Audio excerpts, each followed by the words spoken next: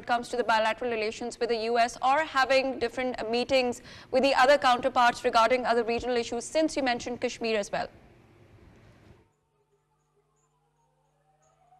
Right. Well, as happens in any of such events, there are a lot of expectations on the sidelines that can possibly take place. So meetings are expected to happen on the sidelines. We don't have official confirmations of whether or not they're going to happen, but they could possibly happen with the U.S. authorities, including Marco Rubio, and there's going to be engagements with different countries as well who are going to be present. Of course, 20 plus countries and the representatives are here as part of the Board of Peace meeting. So that's always something that's likely going to happen. And of course, the Prime Minister is here on the invitation of the US President. And we know that Pakistan and the United States have a really close relationship, particularly under the Trump administration.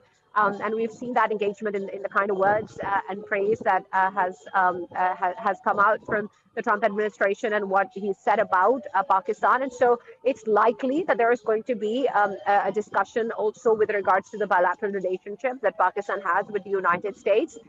But whether or not there's going to be an actual sit down with the US counterparts is something that remains to be seen. And we'll likely know more about it as soon as the board meeting finishes.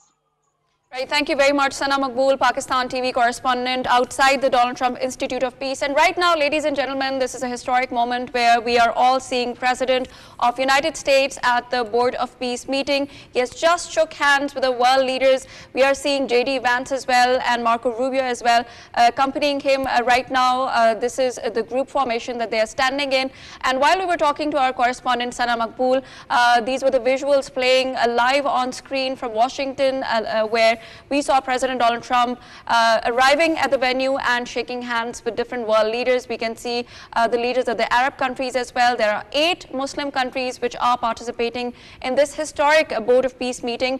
Of course, the central agenda would be Gaza around that, and there would be a lot of other things regarding reconstruction of Gaza, but there would be opportunities for Pakistan where it would be engaging on the sidelines of this important meetings with the other world leaders about the other issues as well. And also our correspondent Sana mentioned that we have stirred quite a lot on the Indian side, because there is a possibility that Pakistan would be talking about Kashmir as well. Pakistan would be leveraging its position with the United States. And right now, these are the live visuals on your screen where you are looking at the very unusual, at the very historic, at a new chapter in the world history where we were already talking about the traits of President Donald Trump, as what kind of a leader he is and how kind of unprecedented examples he is trying to create here. And Farooq Patafi, as you were giving us the example of Azerbaijan and Armenia, there are other examples of Pakistan and India as well. And this institute is rightfully called the Donald Trump Institute of Peace. Yeah, you're right. And while we were talking about other examples, Cambodia, Thailand is one example. Umpteen other examples are there. So right now what we are looking at is a lot of American President's cabinet, and I see the